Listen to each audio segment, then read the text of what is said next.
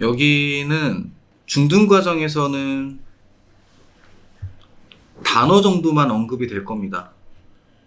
그리고 여기는 인권 침해에 대한 구제 관련해서 선생님이 임의로 약간 심화 버전으로 올려놓은 거예요. 그래서 여태까지 봤던 것보다는 조금 어려울 수 있는 내용이니까 집중해서 귀 쫑긋 세우고 들어야 이해가 될 거예요. 그리고 이해가 되고 나면은 또 한층 유식해지겠죠.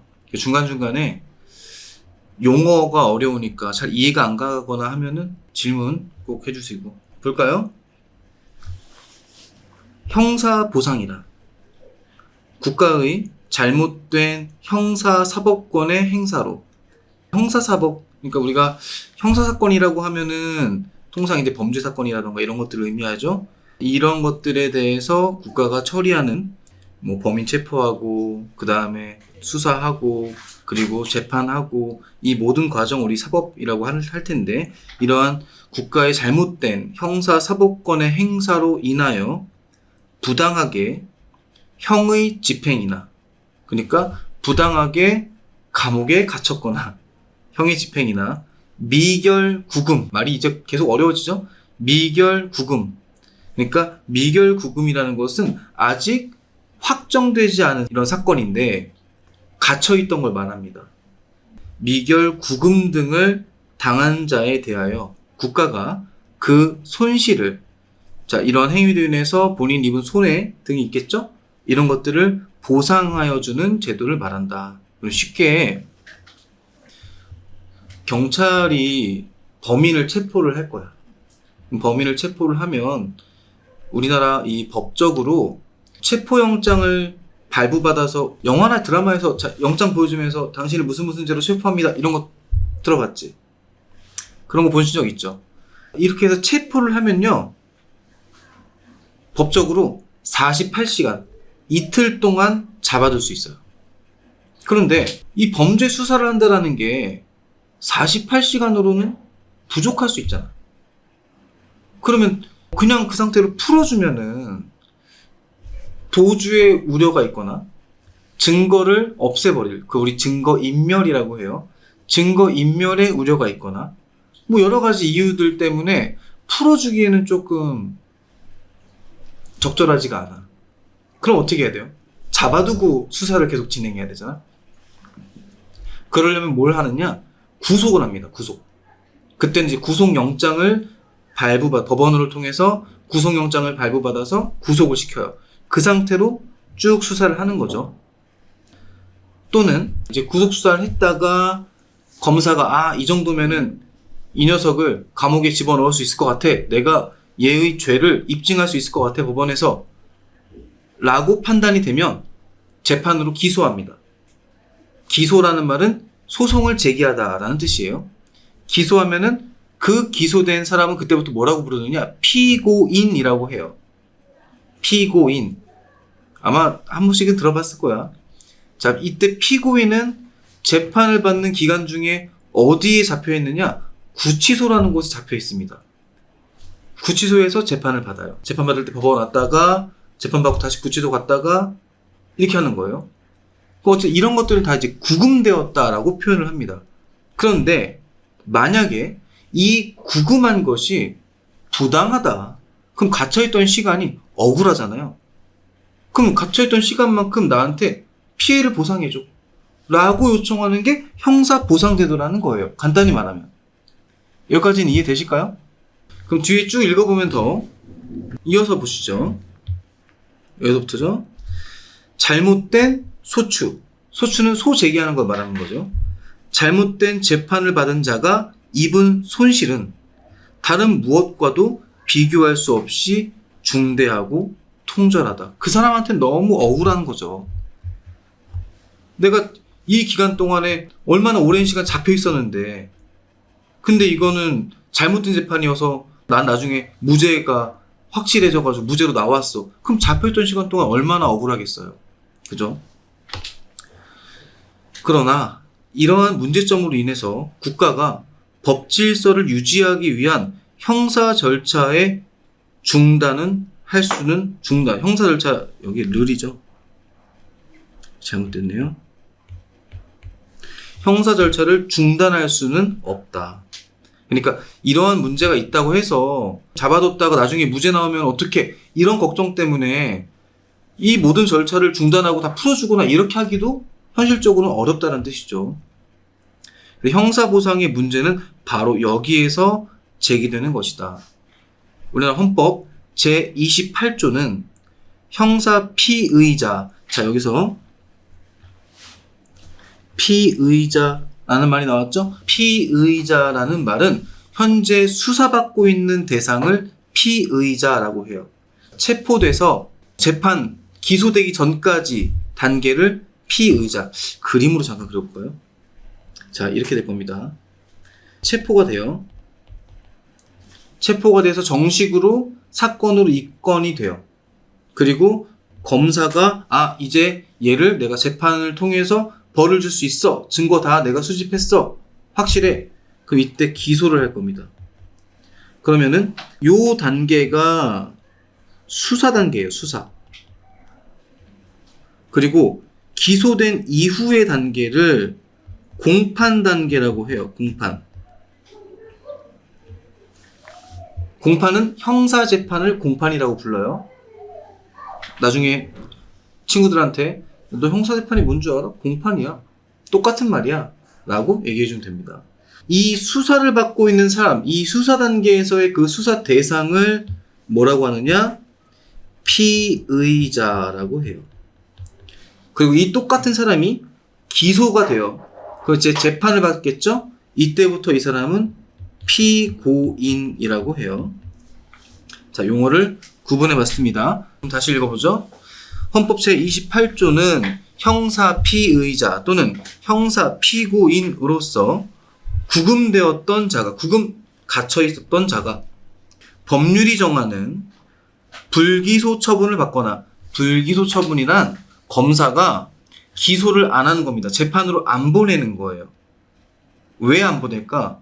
수사를 해봤더니 얘가 범인이라는 증거가 없어. 그럴 때는 혐의 없음 해서 무혐의로 기소 안 하고 풀어줘요. 다시, 불기소라는 뜻은 기소를 안 한다는 뜻입니다, 여러분. 근데 불기소할 때는 혐의가 없어서, 혐의 없음, 범죄의 혐의가 없다, 혐의가 없어서 풀어주거나, 또는 공소권 없음, 공소권이라는 것은 검사가 기소할 수 있는 권한이 없어진 거예요. 어떤 때 그러느냐? 대상자가 사망한 거죠. 사람이 죽었는데 어떻게 처벌을 합니까? 수사 그 기간 도중에 이 사람이 사망을 한 거예요. 그러면은 더 이상 재판을 할 수가 없죠? 공소권 없음 해서 불기소 처분. 그 외에도 있는데 하나만 더. 기소 유예. 기소를 미루는 겁니다. 그러니까 이건 뭐냐? 얘가 범죄의 혐의는 있어. 범죄는 맞아. 그런데 재판으로 처벌할 정도까지 이렇게 중대한 사건은 아닌 것 같아. 이 정도는 그냥 기소유예로 풀어줘도 될 것 같아. 그러니까 약간 범죄가 약간 경미한 거죠. 네, 범죄가 막 중대한 범죄가 아니라 이 정도는 그냥 풀어줘도 될 것 같다라고 검사가 판단하면은 기소유예로 확방시켜주고 불기소 처분을 합니다. 자, 이런 거 우리는 불기소 처분이라고 해요. 이어서 읽어보죠. 법률이 정하는 불기소 처분을 받거나 무죄 판결을 받은 때에는, 자 그럼 두 가지 케이스예요. 불기소 처분을 받거나 무죄 판결을 받은 때에는 법률이 정하는 바에 의하여 국가에 상당한 보상을 청구할 수 있다라고 헌법에 규정돼 있어요. 형사보상은 국민의 기본권으로 규정하고 있다. 헌법에는 구금되었던 자, 계속 똑같은 말 나오죠? 갇혀있던 자, 경찰, 검찰의 이제 수사 기간 동안에 갇혀서 구속된 상태로 수사받거나, 아니면 구금된 상태로 재판받거나, 이런 구금되었던 자의 형사보상만을 직접 규정하고 있으나, 사형 또는 재산형의 집행을 받은 자에 대한 형사보상도 당연히 포함된다고 보고 있다. 이러한 헌법 정신을 구체화하여 형사보상의 요건과 절차는 형사보상 및 명예회복에 관한 법률에서 규정되어 있다. 형사보상제도는 국가기관이 행하는 실체적 진실 발견에 있어서 발생한 오류를 사후적으로 고쳐주는 거죠. 시정해주는 제도로서 미결구금, 확정되지 않은 상태에서 구금 잡혀있거나 또는 구금, 형의 집행을 당한 무죄 판결이 확정된 피고인과 불기소 처분 또는 불송치 결정을 받고 미결구금을 받은 피의자가 청구할 수 있으며 담당 공무원, 예컨대 법관, 수사기관 등의 고의 과실을 요하지 않는다. 여기까지 정리를 해볼게요. 예를 들어볼게요. 갑이 있어요. 갑이 구속된 상태로 수사를 받았습니다.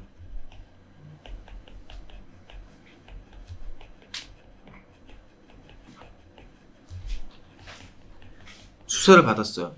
그리고 수사를 다 받았더니 검사가 판단했을 때 얘는 아무리 조사를 해도 얘가 이 범죄를 저질렀다는 증거가 없다. 혐의 없으므로 불기소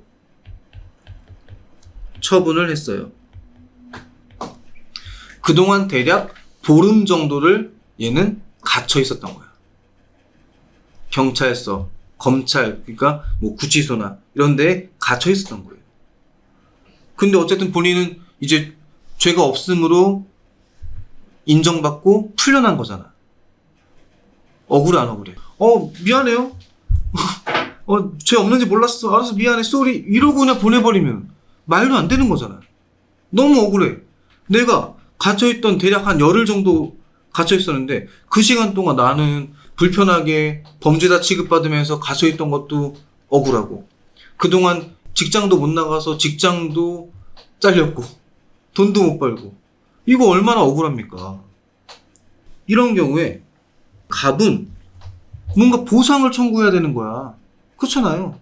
그럼 시간을 되돌려줄 수는 없어. 타임머신 타고 돌아갈 수는 없어. 그럼 내가 갇혀있던 시간만큼 나한테 돈으로 보상해줘 라고 하는 게 형사보상 청구라는 거죠. 그럼 어디다가 청구하느냐? 본인을 구속 수사했던 검찰에다가 보상을 청구합니다. 여기까지 이해됐어요? 오케이. 그래서 이번에 을은 구속된 상태로 수사를 받고 구속된 상태로 기소됐어. 그러니까 기소까지 됐는데 구치소에 수감된 상태로 재판을 받았어요. 그리고 재판에서 무죄가 확정됐어요. 여기서 말하는 확정이라는 말은 3심까지 가서 확정될 수도 있겠고 1심에서 무죄 판결 받았는데 검사도 오케이 인정 이렇게 해가지고 얘는 무죄가 확실하다. 여기까지 확정을 받은 거야. 그럼 얘는 그 갇혀있던 많은 시간 동안 얼마나 억울하겠어. 그죠? 이럴 때는 어떻게 하느냐? 본인을 무죄 판결해준 법원에 보상을 청구할 수 있다. 이게 형사보상 제도예요. 자, 여러분도 여기까지 이해하셨으리라고 생각하고 그럼 이제 더 이어서 읽어보시죠. 한편 형사보상제도는 형사소송법상의 비용보상과는 구별하여야 한다. 비용보상은 여러분들 몰라도 상관없습니다.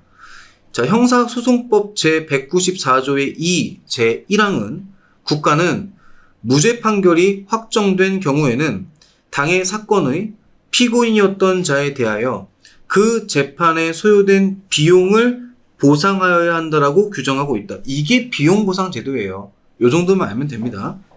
그래서 비용보상 제도는 국가의 잘못된 형사사법권 행사로 인하여 피고인이 무죄를 선고받기 위하여 부득이 변호사, 보수 등을 지출한 경우 국가로 하여금 피고인에게 그 재판에 소요된 비용을 보상하도록 함으로써 국가의 형사사법작용에 내재한 위험성 때문에 불가피하게 비용을 지출한 비용보상 청구권자의 방어권 및 재산권을 보장하려는데 목적이다. 여기서 말하는 비용보상 청구권자라는 것은 무죄 받은 사람을 말하겠죠.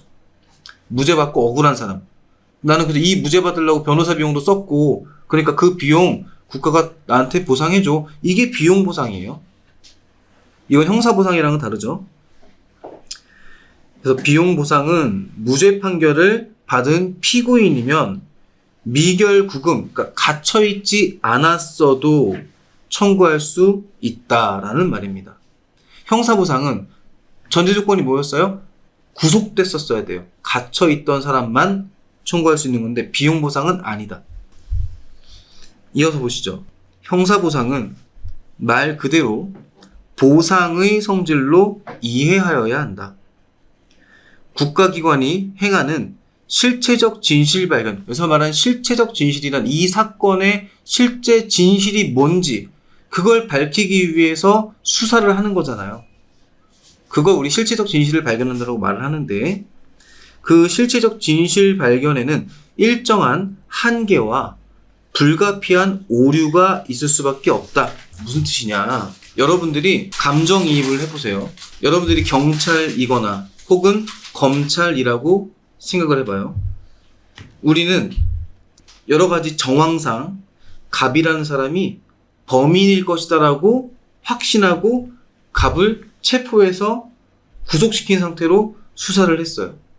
그런데 막상 조사를 해보니까, 수사를 해보니까 아, 얘가 진범이 아니었던 거야.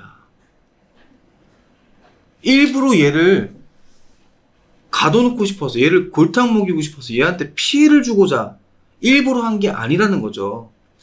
실제적 진실을 밝히기 위해서 어쩔 수 없이 구속 수사를 하다 보니 나타난 그런 문제라는 거잖아요. 그렇게 써 있는 겁니다. 실체적 진실 발견에는 일정한 한계와 불가피한 오류가 있을 수밖에 없다. 왜? 수사도 재판도 다 사람이 하는 거니까. 사람은 실수가 있을 수밖에 없죠. 그렇잖아요. 기계가 아니잖아요. 따라서 사후적으로 그러한 오류를 시정해 줄 수 있는 제도가 필요한데, 이것이 바로 형사보상의 본질이라고 할 수 있다. 또한 형사보상법은 보상을 받을 자가 다른 법률의 규정에 의하여 손해배상을 청구함을 금하기 때문이다. 그러니까 이 형사보상법에 의하면 내가 이러한 구속돼서 수사받고 구속돼서 재판받는 동안에 입은 나의 피해를 보상해달라라고 손해배상 청구를 못하게 해놨어요. 그건 무엇으로만 받아라? 형사보상으로만 받아라 라고 해놨기 때문에 규정하고 있는데, 이것은 형사보상의 성격은 일종의 손실보상이기 때문에 다른 법률에 의한 배상을 금지하지 않는 것으로 이해할 수 있다. 여기서 여러분들이 용어를 하나 좀 구분하고 봅시다. 여러분들이 살면서 뉴스나 신문이나 이런 데서 되게 자주 볼 수 있는 단어예요. 배상과 보상은 다른 단어입니다. 그러니까 법률 용어는요, 이 한 글자 차이로 뜻이 완전 달라져요. 우리가 일상생활 할 때는 야, 너 배상해줘, 야, 너 보상해줘, 이거 구분 잘 안 하잖아요. 그죠? 그치, 손해배상. 손해보상? 이런 말 잘 안 쓰잖아. 그치? 근데 그냥 야, 너 나한테 이거 했으니 나한테 배상해, 야, 너 나한테 보상해, 이거 그냥 똑같은 단어라고 생각하고 그냥 막 쓰잖아요. 근데 실제로는 법에서는 완전히 달라요. 차이가 뭐냐? 배상은요, 위법한 행위, 위법한 행위에 대해서 내가 손해, 피해를 입은 것에 대해서 청구하는 게 배상이에요. 야, 네가 이거는 너의 불법이야. 네가 위법한 법을 위배해서 나한테 피해를 준 거니까 넌 나한테 배상을 해야 돼. 그때 쓰는 단어가 배상이에요. 아시겠죠? 다음 보상은 반대입니다. 적법.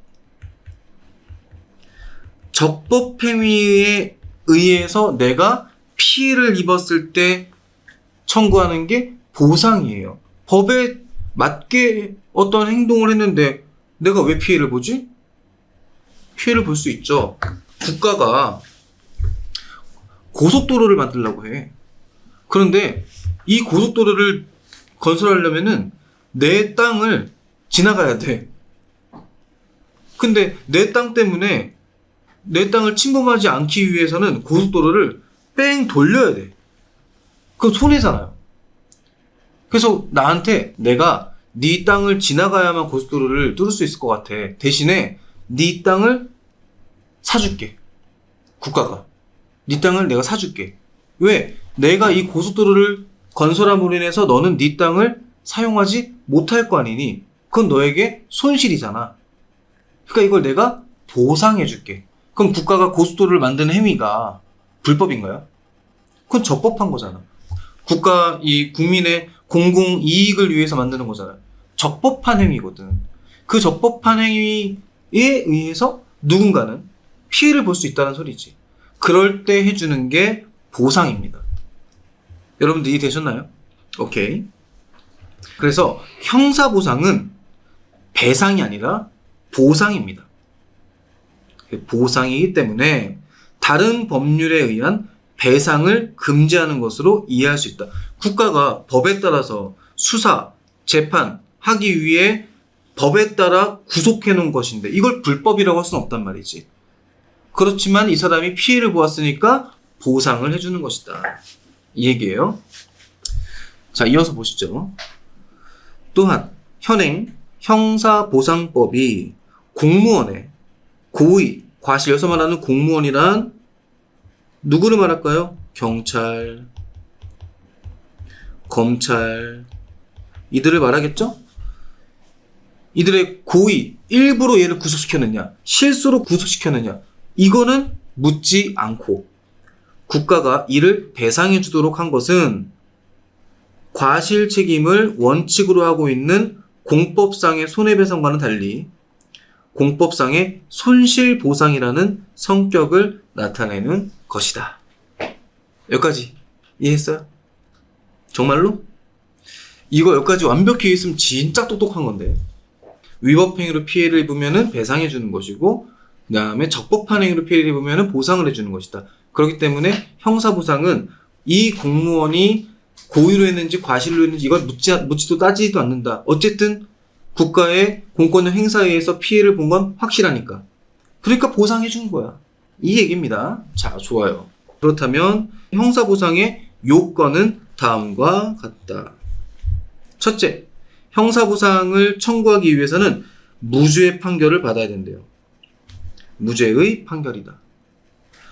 무죄의 재판을 받았다는 것은 무죄의 재판이 확정된 것을 의미한다. 확정. 자, 여러분들, 확정이라는 말이 언제 나올 수 있냐면 우리나라 원칙적으로 재판 몇 번 받을 수 있죠? 10번. 그쵸, 3번. 3심제. 우리나라 3심제입니다. 그러면 무조건 모든 사람은 재판 받으면 다 3번 다 해야 돼요? 아니요. 그건 아닙니다. 좋아요. 한 번에 끝날 수도 있어요. 한 번에 끝난다는 소리는 뭐냐? 1심 재판을 받았는데 재판의 양 당사자가 서로 오케이, 인정. 항소 안 하거나 항고 안 하면은 인정 끝나는 거예요. 그럼 확정이에요. 인정하지 못하고 다음 재판, 그 다음 재판까지 대법원까지 가서 재판 받으면 그때 확정인 거고, 무죄의 재판이 확정된 것을 의미한다. 그럼 무죄의 재판은 일반 형사 절차에서 선고된 경우뿐만 아니라 상소권 회복에 의한 상소 재심, 비상상고의 절차에서 선고된 경우를 모두 포함한다. 이거 무슨 말이냐면은 여러분 재심이란 말 들어봤어요? 영화로도 나왔었는데 재심. 재심이 뭐냐면은 우리나라는 원칙적으로 3심제잖아요. 대법원까지 확정받은 거야. 그러면 더 이상 재판 청구를 못해요. 그게 우리나라 법이 그래요. 대법원에서 재판 딱 받으면 더 이상 청구를 못합니다. 그런데 실제 그 영화로 만든 그 사건이 실제의 사건을 영화로 만든 건데, 그게 뭐였냐면은 거기 전라도에 약산 오거리라는 곳이 있었는데 거기서 살인사건이 발생했어요. 그런데 거기서 목격자였던 고등학생을, 얘는 분명히 목격자일 뿐인데 범인으로 만들어버린 거야. 그래서 억울하게 몇 년이더라? 살인범으로 누명을 쓰고 대법원까지 가서 유죄 확정받고 15년인가 징역을 살고 나왔어요. 그러니까 인생을, 그 10대 때 들어가서 인생을 다 날린 거야. 얼마나 억울해요. 본인은 범인이 아닌데 경찰이랑 검찰에서 본인을 다 범인으로 몰아가지고 사건을 종결시켜버리고 유죄가 확정돼버린 거야. 너무 억울하잖아. 선생님 같아도 못 살 것 같아. 너무 억울해서. 그래서 이 억울함을 호소해서 본인이 범죄자가 아니라는 증거를 찾기 시작했어요. 그리고 그 전에 이루어졌던 재판은 잘못된 것이다 라는 이 재판의 결과를 뒤집을 수 있는 증거를 찾은 거예요. 그래서 이미 대법원까지 재판은 끝났지만, 확정됐지만 나는 그 재판이 잘못된 것이기 때문에 이 재판이 잘못됐다는 확정적인 증거를 갖고 있다. 그러니 다시 한번 재판을 받을 수 있게 해줘. 이게 재심 청구예요. 예외적으로 인정해 주는 거예요. 근데 사실상 법원은 잘 인정을 안 해줍니다. 왜냐하면 이걸 인정한다는 것은 법원이 우리가 재판을 잘못했어 라는 걸 인정하는 꼴이기 때문에 현실적으로 잘 인정을 안 해주지만 반대의 증거가 확실하면 인정할 수밖에 없는 거지. 그래서 이렇게 해서 재심을 통해서 너는 무죄가 맞구나 라고 땅땅땅 인정이 되면 그동안 15년 동안 억울하게 감옥살이 한 거잖아요. 그거를 다 보상해줘.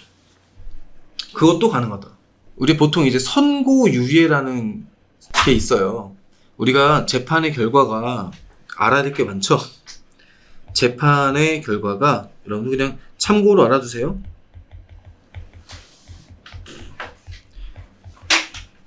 자, 이때의 재판은 형사재판을 말하는 거예요. 재판의 결과는 크게 세 가지입니다. 실형, 피고인 갑에게 본 재판부는 징역 2년을 선고한다. 땅땅땅. 이게 실형이에요. 실제 형을 선고하는 거예요. 그래서 다음 두 번째, 집행유예. 집행유예 들어봤어? 한 번도 만나봤어요? 집행유예는 뭐냐면, 자, 이렇게 말합니다. 본 재판부는 피고인 갑에게 징역 2년을 선고함과 동시에 그 집행을 3년간 유예한다. 이렇게 말해요. 그럼 무슨 말이냐? 아니, 그치. 2년에 너는 징역 2년을 가야 돼. 그런데 3년 동안 밀어줄게. 그럼 3년 후에 감옥 가야 돼? 아니야. 2년을 선고했지만 3년 동안 너는 감옥을 안 갈 거야. 바로 석방돼요. 석방되고 감옥을 안 가. 그리고 이 3년이라는 시간이 경과될 때까지, 지날 때까지 범죄를 일으키지 않으면 2년형을 선고한 것의 효력을 없애줘요. 그럼 더 이상 감옥에 안 가도 돼요. 그게 집행유예예요. 단 집행유예는 전과에 남아요. 어쨌든 유죄 판결 받은 거니까. 선생님 이걸 지금 얘기하려고 한 거야. 선고유예. 이건 뭐냐? 본 재판부는 갑에 대한 선고를 유예한다. 아예 선고를 안 내려버리는 거예요. 어떤 경우에 선고유예하냐면은 범죄가 경미할 때, 별로 이렇게 중한 범죄가 아닐 때, 그 초범이고 그럴 때는 선고유예로 그냥 풀어줍니다. 법원에서. 그러면은 어떤 효과가 있느냐?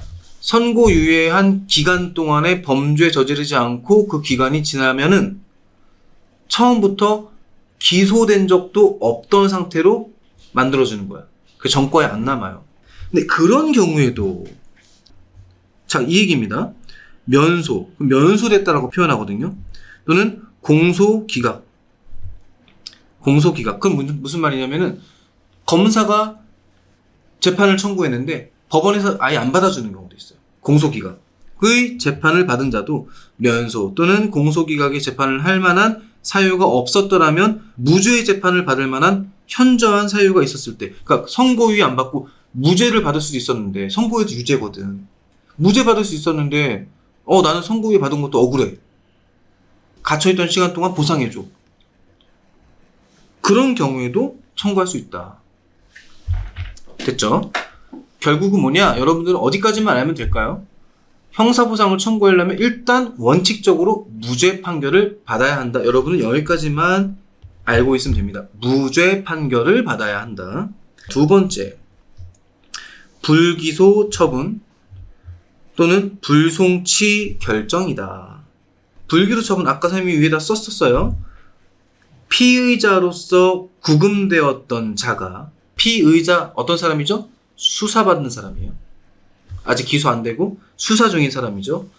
피의자로서 구금되었던 그런 사람이 검사로부터 불기소 처분을 받거나, 그러니까 기소 안 한 거죠. 기소 안 하고 석방시켜주는 거죠. 사법경찰관으로부터, 그러니까 경찰 중에서도 계급이 경위 이상부터 사법경찰관이라고 해요. 사법경찰관으로부터 불송치, 검찰로 송치 안 하겠다. 불송치 결정을 받은 자는 국가에 대하여 그 구금에 대한 보상을 청구할 수 있다. 그러니까 기소 안 되고 수사받는 과정에서 구속된 상태로 수사받다가 풀려난 거예요. 그런 경우에도 할 수 있다.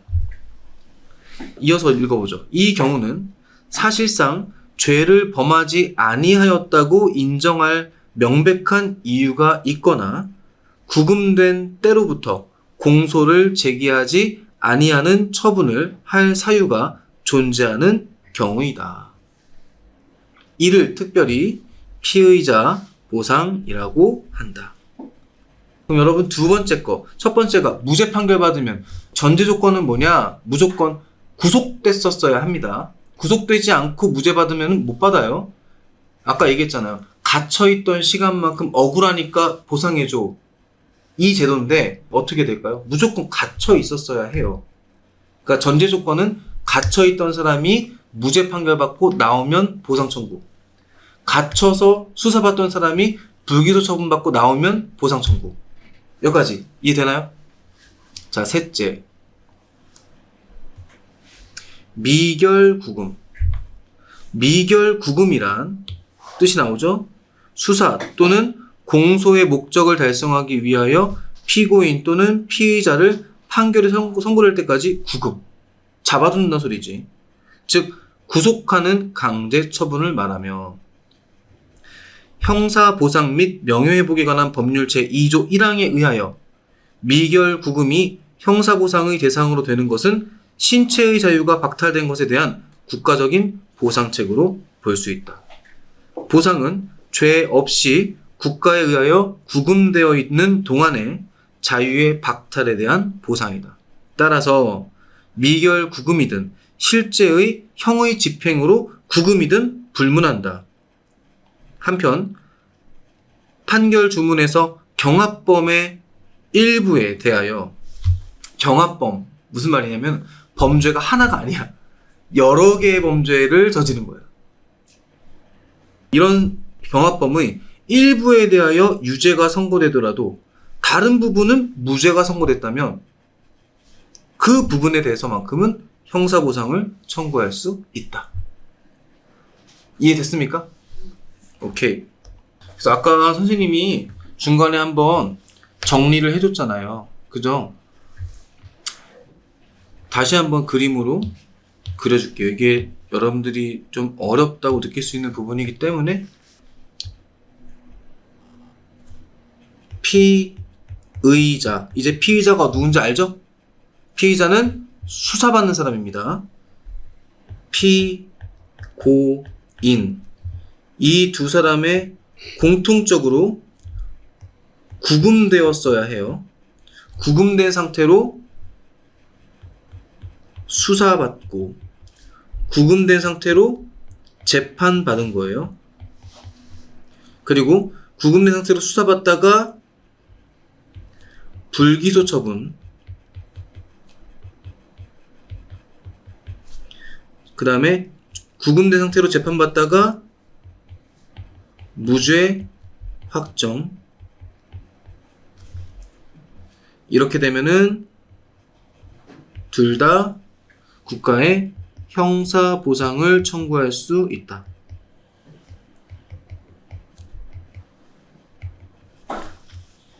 됐나요? 본문의 내용과 부합하지 않는 것은, 우리 지금 시청하시는 분들은 제 설명이 너무 좋아서인가? 질문을 아무도 안 하시네요. 다 이해가 되셨나봐요. 본문의 내용과 부합하지 않는 것은 1번에 구속된 상태로 수사받던 피의자가 무죄 취지의 불기소 처분을 받은 경우 법원에 형사보상을 청구할 수 있다? 아니죠. 검찰에, 법원까지 가지도 않았잖아요. 검찰에 형사보상을 청구할 수 있다. 1번이 정답이네요. 2번에 구속된 상태로 재판받던 피고인이 무죄 확정 판결을 받은 경우 법원에 형사보상을 청구할 수 있다. 맞죠? 3번에 피의자가 구속된 상태로 수사 중 불기소 처분 중 기소유예 처분을 받은 경우는 형사보상을 청구할 수 없다. 맞아요. 자, 이 부분은 제가 조금 설명드릴게요. 아까 분명히 구속된 상태로 수사받다가 불기소 처분받으면은 형사보상 청구할 수 있다고 그랬잖아요. 근데 왜 이건 틀린 거죠? 얘 때문에 그래요. 기소유예 처분 때문에 그렇습니다. 기소유예 처분. 기소유예 처분은 범죄 혐의가 있는데 경미하니까 굳이 재판까지 넘길 필요는 없어. 그러니까 내가 너 이번에 그냥 봐줄 테니까 다음부터는 범죄 저지르지 말고 똑바로 살아 이러면서 풀어주는 거예요. 이 사람은 무죄가 아닌 거야. 무슨 뜻인지 알겠죠? 그러니까 이 제도의 취지는 죄가 없는데 억울하게 갇혀있던 사람들에 대해서 갇혀있던 시간만큼 보상해주는 게 목적이기 때문에 죄가 있는데 풀려난 사람은 굳이 보상해줄 필요가 없는 거죠. 그래서 기소유예 처분받은 경우는 청구할 수가 없다.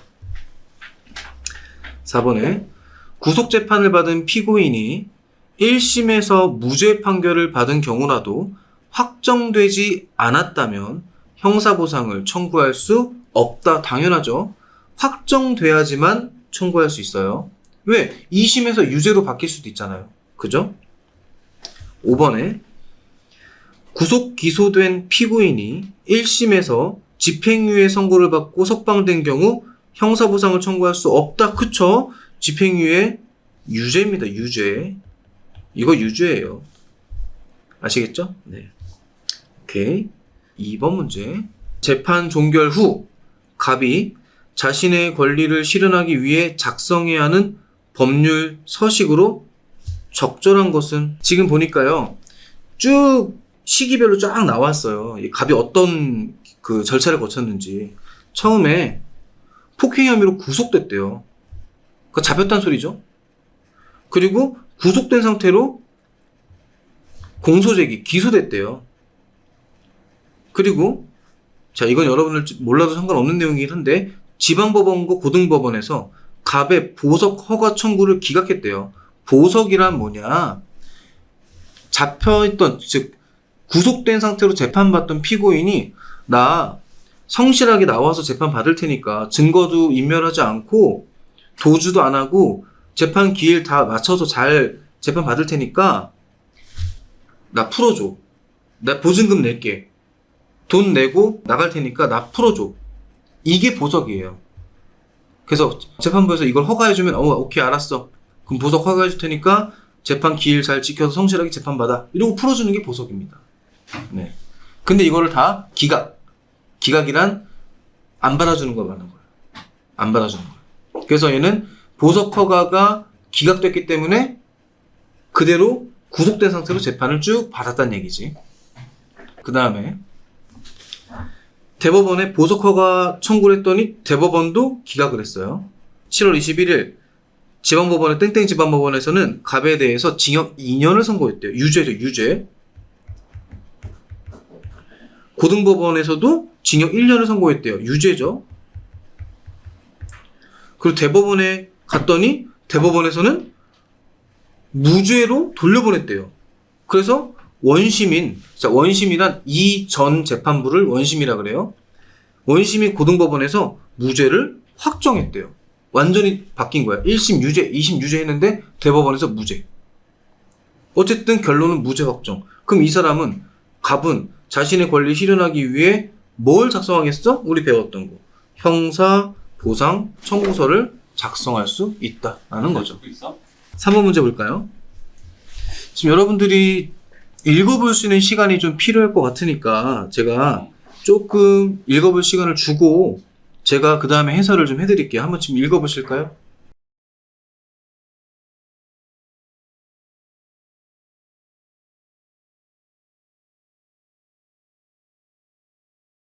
네, 3번 문제 보시면은 여러분들이 모르는 단어가 나와서 제가 한번 해설을 해드릴게요. 갑이 할 수 있는 적절한 법적 조치. 갑은 성폭행을 당했다고 주장하는 한 여성에 의해 고소당해 구속되었고, 그래서 여러분들이 지금 잡아야 될 포인트는 구속이에요. 구속. 그 후, 네, 답은 3번 맞습니다. 제가 해석을 할게요. 그 후 고등법원에서 무죄 판결이 확정되었다. 자, 무죄가 확정됐어요. 이게 포인트죠. 하지만 재판 과정에서 직장을 잃고 이웃들로부터 파렴치한으로 손가락질을 받았던 갑은 그로 인한 물질적, 정신적인 피해를 국가로부터 보상받고 자신이 무죄임을 세상에 알려 억울함을 풀고자 한다. 배상 명령을 청구한다. 배상 명령은요, 여러분 지금 안 배운 내용이지만 그냥 간단하게 배상 명령이란 형사재판하는 과정에서 민사적 손해배상을 같이 청구할 수 있는 제도예요. 지금 우리가 배웠던 제도와는 무관합니다. 그럼 니은에 법원에 형사보상을 청구한다. 맞는 말이죠. 디귿에 검찰청에 범죄 피해자 구조를 청구한다. 범죄 피해자 구조 청구는 우리 앞에서 한번 기본권 할 때 나왔던 얘기 같은데, 범죄 피해를 받은 사람이 가해자로부터 이 피해 보상을 받지 못한 경우에 국가가 대신 배상해 주는 거거든요. 이 내용과는 무관하죠. 그 다음에 리을에 검찰청에 무죄 취지의 재판서를 법무부 홈페이지에 게시해달라고 청구한다. 참고로 알아두세요. 리을도 맞는 말입니다. 무죄 받은 사람이 이용할 수 있는 제도가 있어요. 오늘 여러분들이 지금 배웠던 형사보상제도, 그 다음에 명예회복제도를 이용할 수 있어요. 명예회복제도. 무슨 말이냐면은, 나 분명히 무죄 받고 나왔어. 근데 대부분 사람들은요, 무죄를 받고 나왔어도 구치소에 갇힌 상태로 재판받고 막 이러고 나오잖아요. 다 전과자인 줄 알아. 다 전과자인 줄 알아. 그러니까 인식이 그래요. 분명히 난 무죄 판결 받고 나왔는데 저 사람 저기 뭐야 수감자 옷 입고 재판받다가 그러고 나왔던데, 그럼 뭔가 다 전과자라고 취급을 해버려요. 그럼 억울하잖아. 나 전과자 아니야. 나 무죄 받고 나왔어. 이거를 사람들한테 입증해줄 필요가 있다고. 봐봐, 나 무죄잖아. 그런 방법이 뭐냐? 무죄 판결문을 보여주면 돼. 그 보여줄 수 있는 방법이 바로 법무부 홈페이지에다가 내 무죄 판결문 게시해줘 라고 요청하면 거기서 게시를 해주는 거예요. 그렇게 해서 명예를 회복할 수도 있다. 답은 3번이죠. 4번은 어차피 뭐 어휘 문제니까 같이 볼게요. 본문의 기억에서 미음의 사전적 의미가 잘못 연결된 것은 1번에 기억, 손실, 잃어버리거나 축나서 손해를 본 또는 그 손해. 맞는 말이죠. 니은의 보수, 건물이나 시설 따위의 낡거나 부서진 것을 손보아 고침. 보수도 맞는 말이, 이 뜻이 맞는데 본문에서 쓴 보수는 이 내용이 아니에요. 본인이 일한 대가로 주는 돈이나 물품을 의미하는 단어로 본문에서 쓴 거죠. 아니요, 2번이 정답입니다. 자, 우리 그럼 니은을 볼게요. 여러분들 확인할 겸. 자, 여기 있죠? 부득이 변호사의 보수 등을 지출한 경우. 변호사의 보수 등을 지출한 경우. 그러면 이 보수는 뭐겠어요? 그냥 변호사 이 수임료 돈을 주는 거잖아요. 그죠? 그런데 자, 다시 문제 볼게요. 건물이나 시설 따위 낡거나 부서진 것을 손보아 고침. 이 보수가 아니죠. 보수공사하다 했을 때 이 보수가 아니라는 거죠. 2번이 잘못된 표현이다. 자, 3번에 배상, 남의 권리를 침해한 사람이 그 손해를 물어주는 일. 맞죠? 상소, 하급법원의 판결에 따르지 않고 상급법원의 재심을 요구하는 일. 맞고요. 공소, 검사가 법원에 특정 형사사건의 재판을 청구한다. 공소. 맞는 말이죠. 자, 오늘 지금 내용이 상당히 어려웠을 겁니다. 이거는 정치화법이라는 과목을 선택한 고등학생들도 쉽지 않다고 생각했을 그런 내용인데, 그래도 어떻게 이해를 다 하셨는지는 모르겠어요. 네. 앞으로는 누군가가 억울하게 구속됐다가 풀려났어. 그러면 너 형사보상 청구할 수 있어 라고 말해주면 됩니다.